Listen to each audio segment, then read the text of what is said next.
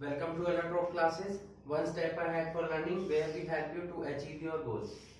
Students, today we will discuss some previous year question from the chapter biomolecules. Okay, this is the part 4th of these types of questions.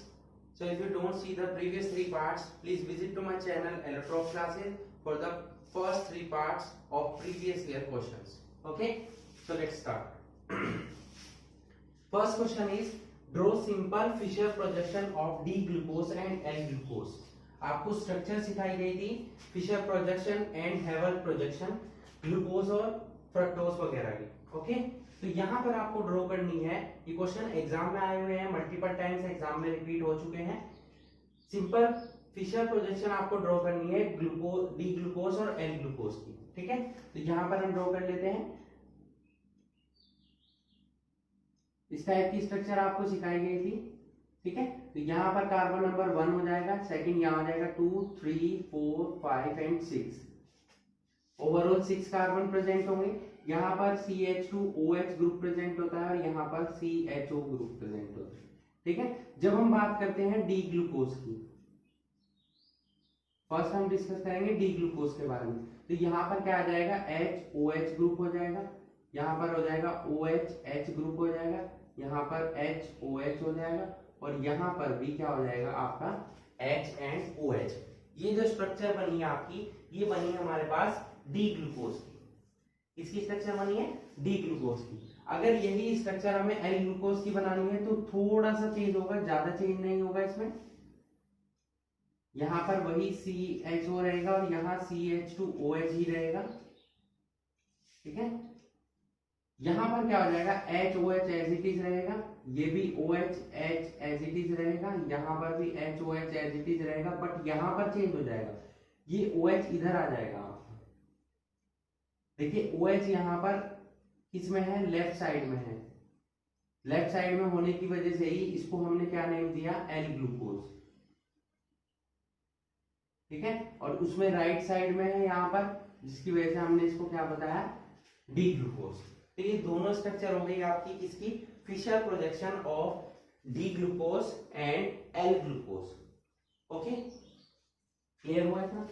Next question है which component of starch is branched polymer of alpha glucose and insoluble और water.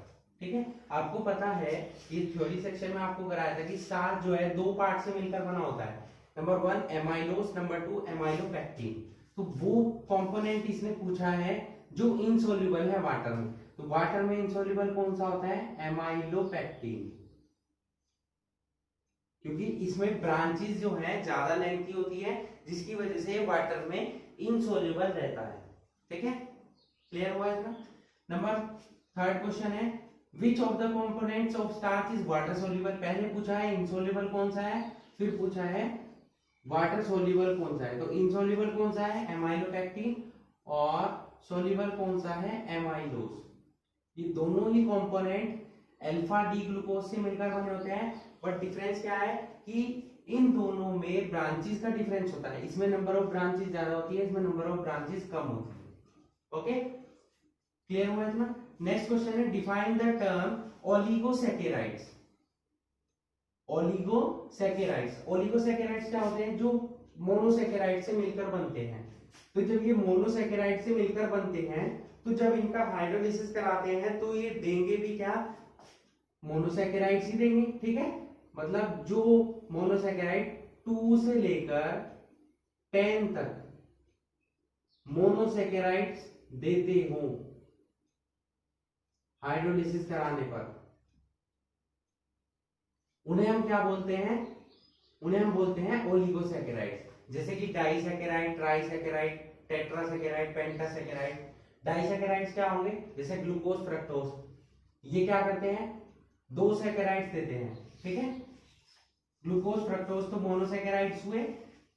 Sucrose, sucrose किससे मिलकर बना होता है, ठीक है, glucose वगैरह से मिलकर बना होता है. तो जब हम इनकी ग्लूकोज ये प्रोवाइड करते हैं जब भी हम हाइड्रोलिसिस कराते हैं ओलिगोसैकेराइड का, चाहे वो कोई भी ओलिगोसैकेराइड हो, चाहे वो डाइसैकेराइड हो या टेट्रासैकेराइड हो, सपोज सुक्रोज आपका डाइसैकेराइड है, तो ये दो मोनोसैकेराइड से मिलकर बना होता है। तो जब हम हाइड्रोलिसिस कराते हैं तो ये दो ही मोनोसैकेराइड्स क्या करता है, प्रोवाइड करता है। ठीक है, तो डिफाइन क्या हो गया, ओलिगोसैकेराइड्स का मतलब क्या हो गया, those saccharides which on hydrolysis gives 2 to 10 monosaccharides are known as oligosaccharides. Okay, next है what is the pyranose structure of glucose। Glucose की पायरेनोज स्ट्रक्चर क्या होती है, ग्लूकोज देखिए 6 मेंबर्ड रिंग शो करता है, 6 कार्बन इसमें प्रेजेंट होते हैं और ये 6 मेंबर्ड रिंग की फॉर्म में मिलता है, 6 मेंबर्ड रिंग, और 6 मेंबर्ड रिंग को हम क्या बोलते हैं, पायरोन बोलते हैं। ठीक है, इसीलिए इसको हमने नेम दिया पायरेनोज। अब देखिए हमने फिशर प्रोजेक्शन बनाया है, इसी से हम क्या बना लेंगे, इसकी 6 मेंबर्ड रिंग बना लेंगे। ठीक है, दोनों की बन सकती है, अल्फा ग्लूकोज की भी और बीटा डी ग्लूकोज की भी। यहां देखिए, यहां पर आपको ऐसे ड्रॉ करना है, यहां ग्रुप्स अटैच करने हैं, बस ध्यान रखिए जो भी ग्रुप्स आपके लेफ्ट साइड में है, ठीक है, इस डायरेक्शन में है, उनको हमेशा ऊपर रखना है। जैसे यहाँ पर HOH, HOH हो गया। ठीक है, लेफ्ट साइड वाला ऊपर, राइट साइड वाला नीचे। यहाँ पर OH H H OH, और यहाँ पर देख लीजिए, यहाँ पर भी क्या आ जाएगा, HOH आ जाएगा, और यहाँ बचा CH2OH, और यहाँ पर आ जाएगा OH। ये हमारी जो स्ट्रक्चर हुई, ये किसकी होगी, pyranose structure of D glucose. अब हम एल की बना लेते हैं, दोनों की बना सकते हैं हम।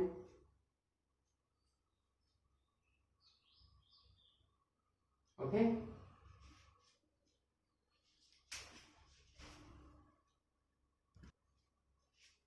सेम इसी तरीके से यहां पर भी बनानी है आपको, जो लेफ्ट साइड में है वो ऊपर, जो राइट साइड में है वो नीचे।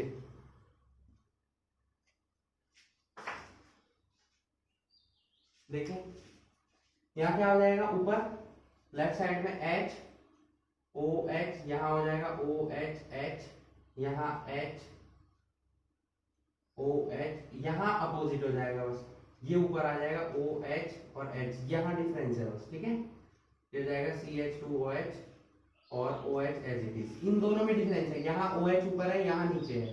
ठीक है, जैसे कि वहां पर था। तो ये पायरेनोज स्ट्रक्चर हो गई डी ग्लूकोज की, ये पायरेनोज स्ट्रक्चर होगी किसकी, एल ग्लूकोज की। ठीक है, तो दोनों टाइप की स्ट्रक्चर आपने सीख ली, फिशर प्रोजेक्शन भी आपने सीख लिया, पायरेनोज स्ट्रक्चर भी आपने बनानी सीख ली। ठीक है, हैवर्थ प्रोजेक्शन की हेल्प से। क्लियर हुए, ये पांचों क्वेश्चन क्लियर हुए बेटा, इंपॉर्टेंट है, एग्जाम में पूछे गए हैं, so please note it. Question number 6 है, write a reaction which shows that all the carbon atoms in glucose are linked in a straight chain। ठीक है, इंपॉर्टेंट क्वेश्चन है ये। कौन सी रिएक्शन ये प्रूव करती है कि ग्लूकोज में जो 6 कार्बन प्रेजेंट है वो एक ही स्ट्रेट चेन में प्रेजेंट है। तो जब हम ग्लूकोज की रिएक्शन कराते हैं रेड फास्फोरस और HI से, तो इसका क्या हो जाता है, रिडक्शन हो जाता है। ठीक है, ग्लूकोज की नॉर्मल स्ट्रक्चर क्या ऐसे नोट करते हैं हम, CHOH की पावर होल 4 CH2OH। ये किसका फॉर्मूला है, ग्लूकोज का, जो हम पहले ऐसे नोट कर रहे थे वर्टिकली, अब उसको हॉरिजॉन्टली हमने नोट कर लिया। आप चाहे तो वर्टिकली भी नोट कर सकते हैं। इसकी रिएक्शन कराते हैं किससे, रेड फास्फोरस और HI से। ठीक है, तो यहां पर रिडक्शन हो जाता है, इसका रिडक्शन होगा तो जितने भी ऑक्सीजन है वो वाटर मॉलिक्यूल की फॉर्म में हो जाते हैं सेपरेट, और यहां स्ट्रेट चेन बनती है, ये हो जाता है CH3, यहां पर आ जाता है CH2 की पावर होल 4 और CH3, ये बनता है नॉर्मल हेक्सेन। क्या बनता है, भाई 6 कार्बन है और स्ट्रेट चेन में है, तो ये नॉर्मल हेक्सेन बनता है। यही रिएक्शन प्रूव करती है कि क्योंकि ये नॉर्मल हेक्सेन है, नॉर्मल हेक्सेन में सभी 6 के 6 कार्बन एक स्ट्रेट चेन में होते हैं। इसका मतलब क्या हुआ कि जिस कंपाउंड से ये मिलकर बना है, यानी कि ग्लूकोज से, उसमें भी 6 के 6 कार्बन क्या है, एक स्ट्रेट चेन में प्रेजेंट है। ठीक है, तो ये रिएक्शन प्रूव करती है that in glucose all the 6 carbon atoms are linked in a straight chain। clear, next question है, name one reducing and one non reducing disaccharides. देखिए रेड्यूसिंग और नॉन रेड्यूसिंग शुगर्स आपको पढ़ाई गई है। जो शुगर्स टॉलेंस रिएजेंट को reduce कर सकती हो उनको हम क्या बोलते हैं, रेड्यूसिंग शुगर, और जो नहीं रिड्यूस कर सकती है उनको क्या बोलते हैं, नॉन रेड्यूसिंग शुगर। बट यहाँ पर आपको वो शुगर बतानी है जो डाइसैकेराइड हो, मतलब जो हाइड्रोलिसिस कराने पर दो मोनोसैकेराइड्स प्रोवाइड करती हो और वो रेड्यूसिंग हो नॉन रेड्यूसिंग हो। तो पहले हम नॉन रेड्यूसिंग शुगर की बात कर लेते हैं। नॉन रेड्यूसिंग शुगर का एग्जांपल ऐसा कौन सा है जो कि डाइसैकेराइड का एग्जांपल है, तो कौन सा एग्जांपल है, सुक्रोज। जो हम शुगर यूज करते हैं डे टू डे लाइफ में वो किसका एग्जांपल है, नॉन रेड्यूसिंग शुगर का। ठीक है, क्योंकि उसमें फ्री एल्डिहाइड और कीटोनिक ग्रुप प्रेजेंट नहीं है, जिसकी वजह से वो नॉन रेड्यूसिंग शुगर होती है। ठीक है, रेड्यूसिंग शुगर कौन सी हो जाएगी, लैक्टोज, माल्टोज। ठीक है, ये तीनों के तीनों डाइसैकेराइड है, बट इनमें से सुक्रोज नॉन रेड्यूसिंग है और लैक्टोज और माल्टोज क्या है, रेड्यूसिंग शुगर है। Clear. What is invert sugar, invert sugar क्या होता है, इनवर्ट शुगर क्या होते हैं, जिनमें की इक्वल अमाउंट प्रेजेंट होती है अल्फा डी ग्लूकोज की और बीटा डी फ्रक्टोज की।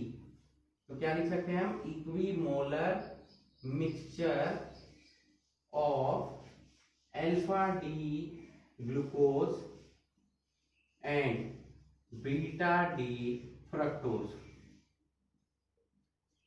इनवर्ट का मतलब क्या होता है, सपोज यहां से क्या मतलब हुआ, जैसे ग्लूकोज है, अगर ये डेक्स्ट्रो रोटेटरी कंपाउंड है और जब आप इसे हीटअप कर रहे हैं तो ये जो कंपाउंड दे रहा है या हाइड्रोलिसिस करा रहे हैं तो ये जो कंपाउंड देता है वो लीवो रोटेटरी देता है। अपोजिट हो गया, डेक्स्ट्रो वाला था आपका रिएक्टेंट और जो प्रोडक्ट बने वो लीवो रोटेटरी बने।